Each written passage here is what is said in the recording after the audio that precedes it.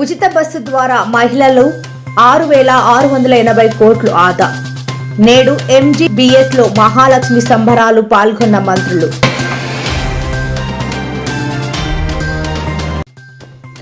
Rajahmundry central జైలులో remand ఖైదీగా ఉన్న మిథున్ రెడ్డికి స్వల్ప ఊరట. జైలులో ప్రత్యేక సదుపాయాలకు ఆదేశాలు జారీ చేసిన కోర్టు.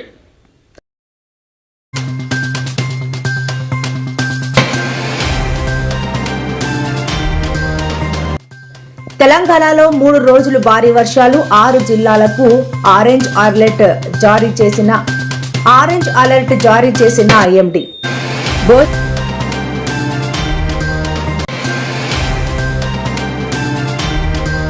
భోజనంలో పురుగులు. విశాఖలో రోడ్డెక్కిన ఆంధ్ర యూనివర్సిటీ విద్యార్థులు.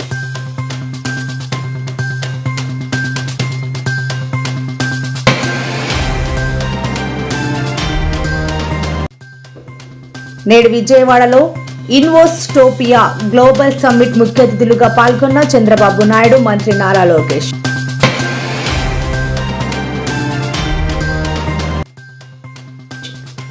ఈటల రాజేందర్, బండి సంజయ్ వివాదంపై స్పందించిన MP అరవింద్ అలాంటి వారిని పక్కన పెట్టాలి అంటూ షాకింగ్ కామెంట్స్.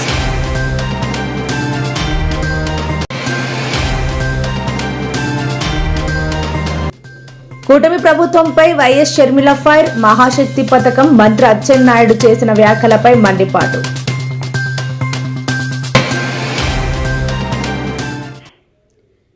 తెలంగాణ రాష్ట్ర రోడ్డు రవాణా సంస్థల్లో మహిళలు 200 కోట్ల ఉచిత ప్రయాణాలు చేసి 6,680 కోట్ల ప్రయాణ ఛార్జీలు ఆదా చేసుకున్న సందర్భంగా MGBSలో మహాలక్ష్మి సంబరాలు నిర్వహించారు. ఈ వేడుకలలో మంత్రి పొన్నం ప్రభాకర్ పాల్గొని మాట్లాడారు.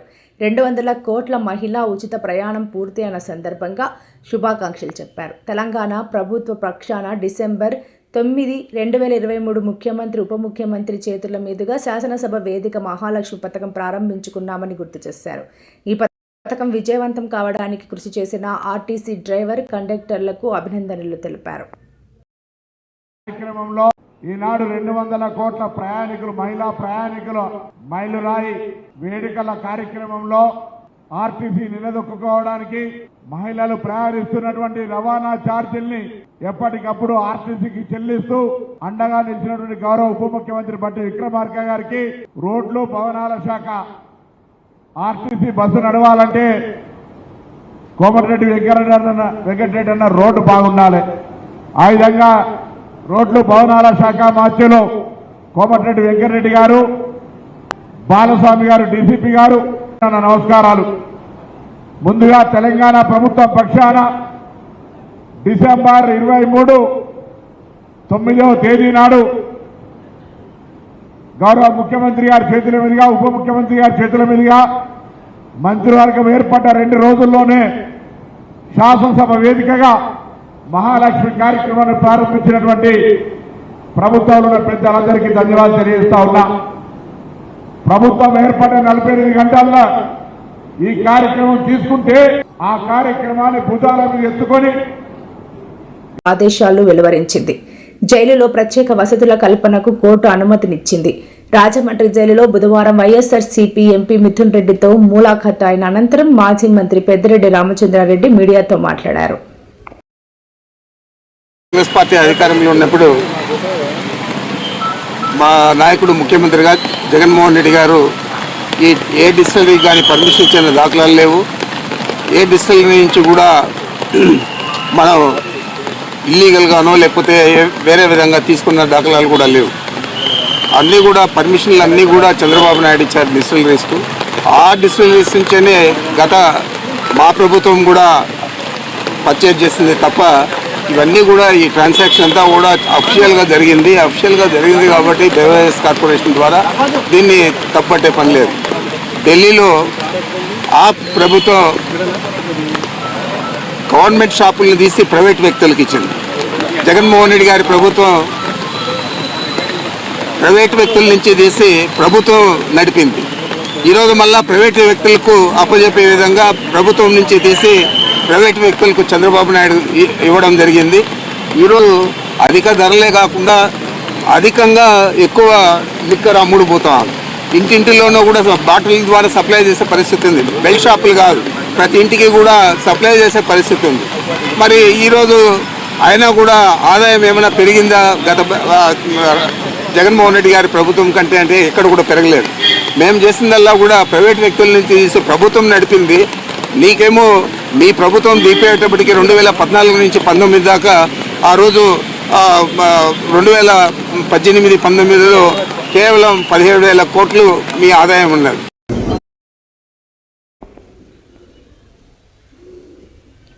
విజయవాడలో ఇన్వోస్టోపియా గ్లోబల్ సమ్మిట్ కొనసాగుతోంది. నోవోటెల్ హోటల్లో జరుగుతున్న ఈ సదస్సు ఆంధ్రప్రదేశ్లో పెట్టుబడులను ప్రోత్సహించడం, ముఖ్యంగా యుఏఈ నుంచి పెట్టుబడులను ఆకర్షించడం లక్ష్యంగా నిర్వహిస్తున్నారు. దీనికి ఏపీ ముఖ్యమంత్రి నారా చంద్రబాబు నాయుడు, విద్యా ఐటీ శాఖల మంత్రి నారా లోకేష్ ఈ కార్యక్రమంలో పాల్గొన్నారు. ఈ సందర్భంగా సీఎం చంద్రబాబు మాట్లాడుతూ దుబాయ్పై ప్రశంసల వర్షం కురిపించాడు. ఏడారి నుంచి స్వర్గాన్ని సృష్టించిన దేశం దుబాయ్ అని కొనియాడారు.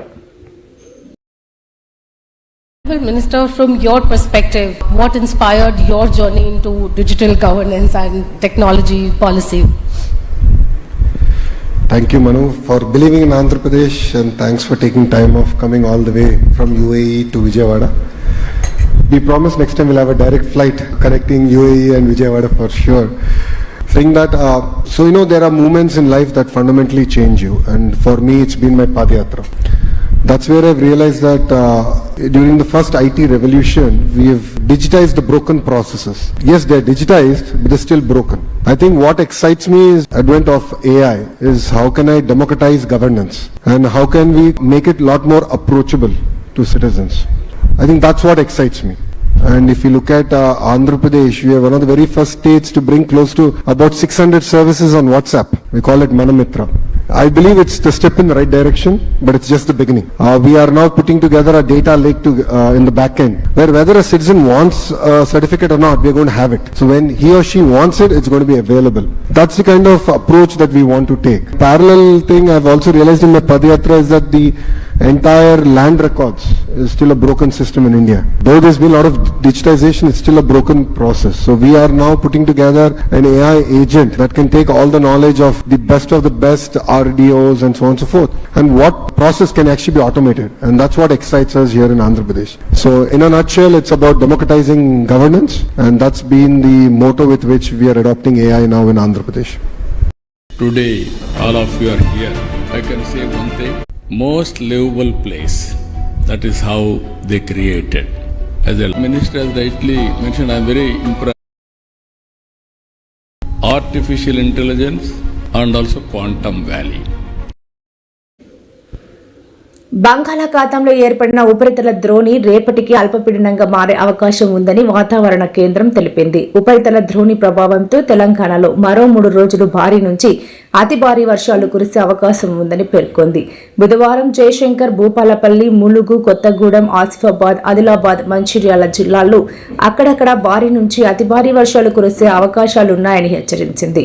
జనగాం, సిద్దిపేట, వికారాబాద్, మహబూబ్ నగర్, నిజామాబాద్, రాజన్న, సిరిసిల్ల, నిర్మల్, కరీంనగర్, పెద్దపల్లి, ఖమ్మం, వరంగల్, హన్మకొండ, మహబూబాబాద్ జిల్లాల్లో అక్కడక్కడ భారీ వర్షాలు పడతాయంది. దీంతో ఆయా జిల్లాలకు వాతావరణ కేంద్రం ఎల్లో అలర్ట్ను జారీ చేసింది.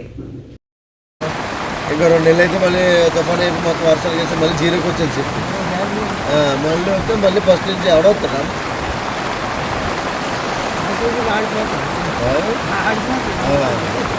వాళ్ళు ఎవడ తిరుగుతుంది ఎవడొచ్చినాడు చేసి పెడుతుంది అది ఏం చదువుకుని స్టప్ హోల్డింగ్ అడుగుతారు స్టప్ హోల్డింగ్ అడుగుతారు మంచి స్పీడ్ అవుతుంది స్టప్ హోల్డింగ్ కడతారు కదా ఇంటికి పక్క ఇంటికి ఇంటికి కడతారు స్టప్ హోల్డింగ్ కట్టేసి అలా పే చేసుకుంటారు దానికే 10-15 లక్షలు అవుతుంది 10 రోజులకి 15 రోజులకి 15 నేను doctor K Nagaratna, head meteorological centre, Hyderabad. ప్రస్తుత వాతావరణ పరిస్థితులు చూసుకున్నట్లయితే ఉపరితల ఆవర్తనం ఒకటి కోస్టల్ ఆంధ్రప్రదేశ్ తీరాల వెంబడిగా ప్రస్తుతానికి కొనసాగుతుంది. అయితే ఇంకొక ఈస్ట్ వెస్ట్ ట్రఫ్ ఒకటి నార్త్ సెంట్రల్ కర్ణాటక నుండి కోస్టల్ ఆంధ్రప్రదేశ్ వరకు కేంద్రీకృతం అయ్యింది. అయితే వీటి యొక్క ప్రభావం వల్ల తెలంగాణ రాష్ట్రంలో రానున్న 2-3 రోజుల వరకు కూడా అతి భారీ వర్షాలు, భారీ వర్షాలు కురిసే అవకాశాలు కనిపిస్తున్నాయి. హైదరాబాద్, మంచిర్యాల్ అట్లాగే పెద్దపల్లి ప్రాంతాలకు జారీ చేయగా ఆరెంజ్ వార్నింగ్స్ భారీ నుంచి అతి భారీ వర్షాలు, తేలికపాటి నుంచి మోస్తారు వర్షాలతో పాటుగా ఆదిలాబాద్, నిజామాబాద్, జగిత్యాల్, జయశంకర్ భూపాల్పల్లి, ములుగు, భద్రాద్రి కొత్తగూడెంలో కురిసే అవకాశాలు ఎక్కువగా కనిపిస్తున్నాయి. తేలికపాటి నుంచి మోస్తారు వర్షాలతో పాటుగా 1-2 చోట్ల భారీ వర్షాలు కామారెడ్డి, రాజన్న సిరిసిల్ల, కరీంనగర్, సంగారెడ్డి, మెదక్, సిద్దిపేట్, నిజామాబాద్, వరంగల్, హన్మకొండ, జనగాం, మహబూబాబాద్, ఖమ్మం ప్రాంతాల్లో ఉండే అవకాశాలు ఉన్నాయి. దిగు జిల్లాలన్నీ కూడా సెంట్రల్, దక్షిణ జిల్లాల్లో ఎక్కువగా కూడా తేలికపాటి వర్షం గాని, మోస్తారు వర్షాలు గాని ఉండే అవకాశాలు ఉన్నాయి. అయితే రెండో రోజును చూసుకున్నట్లయితే ఆరెంజ్ వార్నింగ్స్ అవి జారీ చేశాము.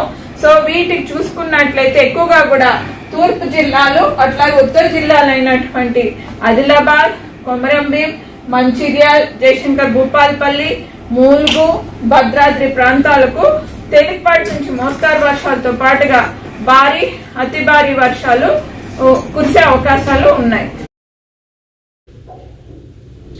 కేంద్ర హోంశాఖ సహాయ మంత్రి బండి సంజయ్, మాల్కౌస్గిరి ఎంపీ ఈటెల రాజేందర్ మధ్య నెలకొన్న వివాదంపై ఎంపీ ధర్మపురి అరవింద్ స్పందించారు. బండి సంజయ్, ఈటెల రాజేందర్ వివాదంలో అధిష్టానం పెద్దలు జోక్యం చేసుకోవాలి. ప్రతి ఎంపీకి 2 నియోజకవర్గాల బాధ్యతలు ఇవ్వాలని అన్నారు. ఆ 2 నియోజకవర్గాల్లో ఫలితం చూపించకపోతే పక్కన పెట్టాలని ఆసక్తికర వ్యాఖ్యలు చేశారు. విభేదాలు అనేవి అన్ని పార్టీల్లో ఉంటాయని అన్నారు. కాంగ్రెస్ లో కొండా సురేఖ దంపతులు, కోమటిరెడ్డి రాజగోపాల్ రెడ్డి వ్యవహారం, బీఆర్ఎస్ లో కేటీఆర్, కవిత మధ్య వివాదాలు లేవా అని ప్రశ్నించారు. ఇప్పుడున్న అధ్యక్షులు రామచంద్రరావు గారు, ఇంతకుముందు ఉన్న ఇమీడియట్ ఈ మధ్యనే రిప్లేస్ అయిన కిషన్ రెడ్డి గారు, వాళ్ళు చూసుకొని మాట్లాడుకోవాలా. దూరం పోనీయద్దు, దూరం పోనీయద్దు. అవసరం ఉంటే ఇన్ఛార్జ్ జనరల్ సెక్రటరీ చూసుకోవాలా. అది వాళ్ళు part and parcel of any political party. ఏమి ఫస్ట్ టైం కాదు, లాస్ట్ టైం కాదు, ఇవన్నీ వస్తూనే ఉంటాయి. అవసరం పడితే అంత దూరం ఎందుకు పోయింది అనుకుంటే ఎంక్వైరీ కమిషన్ వేసుకోవాలా. Central party neutral enquiry commission వేసుకోవాలా. ఇవన్నీ జరిగే విషయాలు కదా, అన్ని పార్టీలలో జరిగే విషయాలు. రాజాసింగ్ మళ్ళీ పార్టీలోకి వస్తున్నారు, రావాలి అనేటువంటి ఒక చర్చ జరుగుతుంది. రాజాబాయి ఎక్కడున్నా we respect him. Is an ideological man. More than a politician, is an ideological man. రాజాబాయి suspend అయినా రిజైన్ చేసిండా? సరే, రాజాబాయి పేరు పక్కకు పెడదాము. ఎవరన్నా రిజైన్ చేసిండు అంతే కదా, సస్పెండ్ కాలే కదా. ఆయనకి కారణాలు ఏమున్నా ఆయన రిజైన్ చేసిండు. రేపు మిస్డ్ కాల్ ఇస్తాడు. మాకు మిస్డ్ కాల్ ఉంటుంది కదా మెంబర్షిప్కి, ఇస్తే ఏమవుతుంది అడుగుతున్నాను. My question. ఆనాడు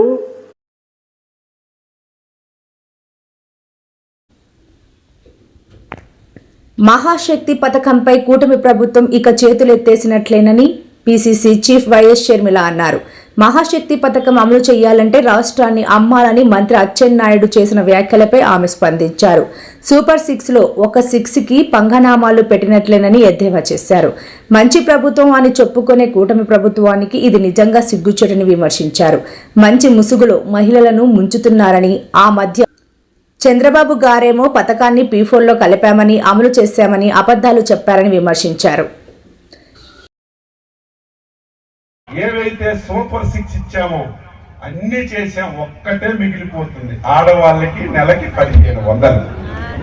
అది చెయ్యాలంటే ఆంధ్రాని అమ్మాలి. ఇంకా ఆలోచన చేస్తుంది. అంత డబ్బు అవసరం ఉంది. ఏమి చేయాలి, ఎలాగా పథకం అమలు చేయాలి ఆలోచన చేసి చంద్రబాబు నాయుడు గారు ముందుకెళ్తున్నారు. ఎందుకంత నామోషం?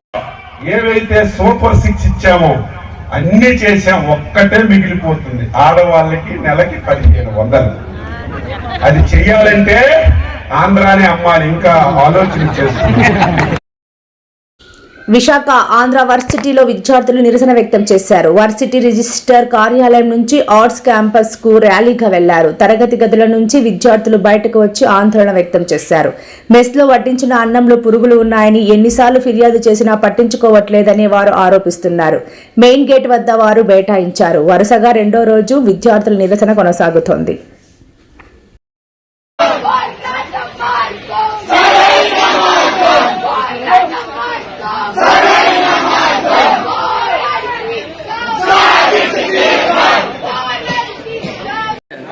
సెక్యూరిటీ గార్డ్స్ కదా, మీకు ఉంది కదా ఒక రెస్పాన్సిబిలిటీ ఉంది కదా మీకు. సమస్యలు పరిష్కారం చేస్తామని ఇదివరకు చెప్పారు. ఎటువంటి పగబట్టినట్టుగా అన్ని వర్గాలపై ఆంక్షలు విధించడం కాంగ్రెస్ ప్రభుత్వానికి నిత్యకృత్యంగా మారిందని మాజీ మంత్రి హరీష్ రావు అన్నారు. మొన్న యూనివర్సిటీల్లో ఆందోళనలు నిషేధిస్తూ మెమో ఇచ్చారు. నేడు లైబ్రరీలో విద్యార్థులపై ఆంక్షలు విధిస్తున్నారని విమర్శించారు. ప్రజాస్వామ్య పాలన అనే 7వ గ్యారంటీని మరిచి ఎమర్జెన్సీ రోజులను తిరిగి తెస్తున్నారని మండిపడ్డారు. 2 నెలల పెన్షన్ 4,000 మాట ఉంచి కానీ ఇచ్చేది కూడా 2 నెలలు ఎక్కువ 20 నెలలు అయింది కాంగ్రెస్ గవర్నమెంట్ వచ్చి. మీకు తెలియని ఆశ్చర్యకరమైన విషయం ఏంటంటే గుండగాడు బానెట్ మీద నీ కూర్చొని ఇక్కడ రా, వాన్ సంగతి చూడు, వీని సంగతి చూడు అంటే ఈ రాష్ట్రం ఎవరు నడుపుతున్నారు? కొంతమంది గూండాలు కాంగ్రెస్ కార్యకర్తలు నడుపుతా ఉన్నారా? ఇంత హీనంగా ప్రవర్తిస్తారా? అందుకే వీళ్ళందరికీ ఒక్కటే మందు, సర్వరోగ నివారణ ఏంటిది? జిందా తెలిస్మాత్. గట్లనే మీరు రేపు లోకల్ బాడీ ఎన్నికల్లో గులాబీ జెండా ఎగిరేస్తే వీళ్ళందరూ లైన్ కట్టి ఆనంద్ ఇంటికాడ మీ ఇంటికాడ నిలబడకపోతే నన్ను పట్టుకోండి. గట్టిగా మీరు గట్టిగా తలుసుకొని జెడ్పీటీసీలు ఎంపీటీసీలు కొట్టండి. 100% నేను చెప్తున్నా. అరే రాష్ట్రంలో గాలి మళ్ళీందిరాబాయ్, సపరేట్గా మనం కూడా తో పట్టవలసిందే. కేసీఆర్ గారు మళ్ళీ తిరిగి అయితేనే ఉన్నాడు ముఖ్యమంత్రి. సపరేట్గా మనం కూడా మంచిగా మెసలకుండా ఉంటే మంచిది. అధికం చేస్తే కాంగ్రెస్ వాళ్ళ పేరు చెప్పి కాంగ్రెస్ వాళ్ళ మాటలని మనం కూడా సంకనాకి పోతాం రాని వాళ్ళు కూడా అర్థం చేసుకుంటారు, మీ తోవకు వస్తారు. ఎక్కడికక్కడ మీరిగిన మీ సమస్యలు తశ్వ చేసుకుంటే కూడా అధైర్యపడవద్దని చెప్పి విజ్ఞప్తి చేసుకుంటూ ఈరోజు పార్టీలోకి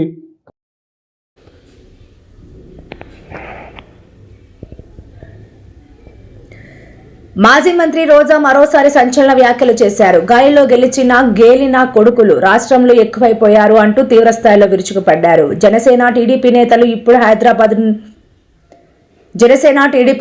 ఇప్పుడు హైదరాబాద్ పారిపోతున్నారని, అదే వైసీపీ అధికారంలోకి వస్తే హైదరాబాద్ కాదు అమెరికా పారిపోతారని అన్నారు. అప్పుడు వాళ్ళను ఎవడూ కాపాడలేడు అంటూ హెచ్చరించారు. ఇప్పుడు టార్చర్ పెట్టినా, కేసులు పెట్టినా దానికి 100 రెట్లు వడ్డీతో సహా తిరిగి చెల్లిస్తామని వార్నింగ్ ఇచ్చారు. పవన్ కళ్యాణ్ కు పిచ్చి బాగా ముదిరిపోయిందని, ఎక్కడికి వెళ్ళినా అక్కడే పుట్టారని చెప్పు పారిపోయే వాళ్ళు రేపు జగనన్న ప్రభుత్వం వస్తే వీళ్ళు హైదరాబాద్ కాదు అమెరికాకు పారిపోతారు. ఆ రోజు మిమ్మల్ని కాపాడటానికి ఎవ్వరూ ఉండరు. వీళ్ళని నమ్మకం ఈ రోజు కనుక వైఎస్ఆర్ కాంగ్రెస్ పార్టీ వాళ్ళని మీరు టార్చర్ పెట్టినా, కేసులు పెట్టించినా, కొట్టినా దానికి 100 రెట్లు మీకు వడ్డీతో కూడా తిరిగి ఇచ్చారు. ఇటువంటి మరెన్నో వీడియోల కోసం మా ఛానల్ ని సబ్స్క్రైబ్